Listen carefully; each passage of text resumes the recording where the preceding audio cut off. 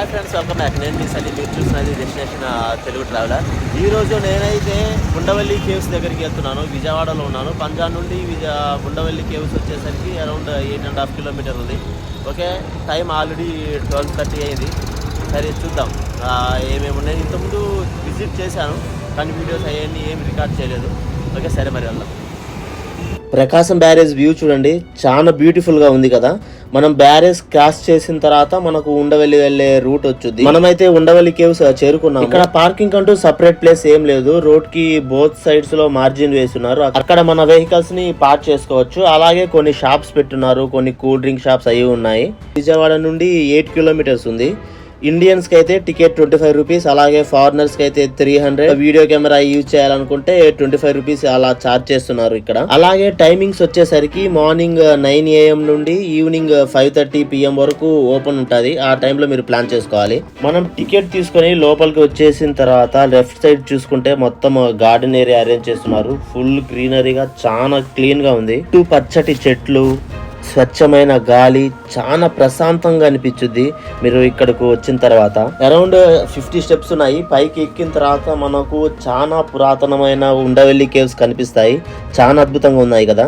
మనమైతే విజయవాడలోని ఉండవల్లి కేవ్స్ దగ్గర వచ్చేసాము. ఈ గృహలు 7వ శతాబ్దానికి చెందినవి. ఇందులో 4 నుండి 5వ శతాబ్దానికి చెందిన గుప్తుల కాలం నాటి శిలా నిర్మాణాలని మనం చూడొచ్చు. అలాగే గుప్తుల చక్రవర్తిలో ఎక్కువ మంది వైష్ణవులు కాబట్టి ఇక్కడ మనం నరసింహ, విష్ణు, రామాయణ కథలకు చెందిన అనేక శిల్పాలు మనం చూడవచ్చు. అలాగే చరిత్ర ప్రకారం క్రీస్తు శకం 420 నుండి క్రీస్తు శకం 620 సంవత్సరాల మధ్యలో విష్ణు కుండిత కాలానికి చెందిన గుహాలుగా చెప్తున్నారు. ఈ గుహాలు అనంత పద్మనాభ స్వామి అలాగే నరసింహస్వామి దేవతలకు అంకితం చేయబడ్డాయి. అలాగే మనం లోపలికి వెళ్ళేసి చూద్దాం. ఇక్కడ చాలా విగ్రహాలు ఉన్నాయి. ఏ విగ్రహాలు ఉన్నాయి, ఏ కాలానికి చెందినవి అనేది ప్రతి ఒక్కటి మనం చూద్దాం. ఈ గుహాల నిర్మాణం మొత్తం 4 ఫ్లోర్స్ లో ఉన్నాయి. మనం ఒక్కొక్క ఫ్లోర్ చూద్దాం, అందులో ఏమున్నాయి ఏంటనేది. మనమైతే గ్రౌండ్ ఫ్లోర్ లో ఉన్నాము. మీరు చూస్తున్నట్టే ఈ మొత్తం ఒకే రాతి మీద మలిచారు. చాలా రూమ్స్ లెక్క ఉన్నాయి. వీటిలో లోపల చూసుకుంటే ఈ ప్లేస్ లో బుద్ధ భిక్షకులు తపస్సు చేసుకునే వాళ్ళు, వారికి సంబంధించిన వస్తువులన్నీ పైన పెట్టుకునేవారు. వాళ్ళు రెస్ట్ తీసుకోవాలన్నా సరే, పడుకోవాలన్నా ప్రతి ఒక్కటి వాళ్ళు ఇక్కడే ఉండేవారు. ఈ ప్లేస్ లో గబ్బిలాలు అయితే చాలా ఉన్నాయి, చూడండి మీరే. మనం ఫస్ట్ ఫ్లోర్ వెళ్ళడానికి సైడ్ లో ఇలా మెట్లున్నాయి. మనం పైకి ఎక్కిన తర్వాత వ్యూ చూస్తే ఈ విధంగా ఉంది.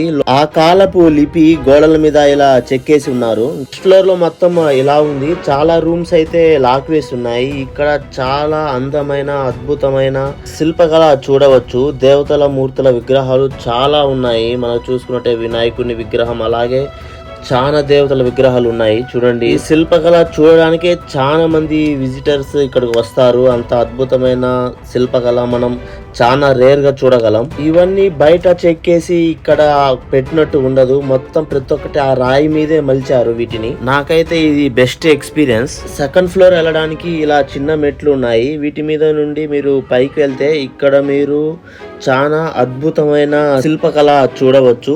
చాలా విగ్రహాలు ఆ స్తంభాల మీద మలుచున్నారు. చూడండి ఎంత అద్భుతంగా ఉన్నాయి. మనం ఈ శిల్పకళ మొత్తం 5వ శతాబ్దం అలాగే 6వ శతాబ్దానికి చెందిన విష్ణు కుండిత కాలపు నాటి శిల్పకళగా చెప్పుకుంటారు చరిత్ర ప్రకారం. మనమైతే అతి పెద్ద 20 అడుగుల అనంత పద్మనాభ స్వామిని చూడబోతున్నాం. ఇంత పెద్ద ఆకారంలో ప్రపంచంలో 3 ప్లేసుల్లో ఉన్నాయి. ఒకటి వచ్చేసరికి తెలంగాణలోని అనంతగిరి, సెకండ్ వచ్చేసరికి కేరళలోని తిరువనంతపురం, థర్డ్ వచ్చేసరికి ఉండవల్లి విజయవాడ ఏరియాలోనే. ఈ విగ్రహాన్ని ఎక్కడో మలిచి ఇక్కడికి తీసుకొచ్చినది కాదు, ఈ కొండలోనే ఒకే రాయి పైన మలిచారు. స్వామివారి పక్కన మునీశ్వరులు తపస్సు చేస్తున్నట్టు గరుక్మంతుని విగ్రహాలు ఉన్నాయి. అనంత పద్మనాభ స్వామి సేద తీరుతూ స్వామి పైన 7 పడగలు విప్పి నాగశేషుడు ఉన్నాడు. అలాగే కొన్ని దేవతల విగ్రహాలు మరియు రక్షక విగ్రహాలు ఉన్నాయి లోపల. అలాగే మనం సెకండ్ ఫ్లోర్ బయట చూసుకుంటే మునీశ్వరులు తపస్సు చేస్తున్న విగ్రహాలు మనకు కనిపిస్తాయి. అలాగే సింహపు బొమ్మ విగ్రహాలు, ఇవన్నీ మనం సెకండ్ ఫ్లోర్ లో చూడొచ్చు.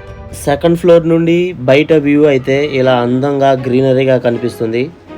మనం పైకి థర్డ్ ఫ్లోర్కి వచ్చినట్టయితే ఇక్కడ మనకు ఏ విధమైన విగ్రహాలు ఏమీ ఉండవు. కన్స్ట్రక్షన్ కూడా మధ్యలో ఆపేసినట్టు ఉంటుంది.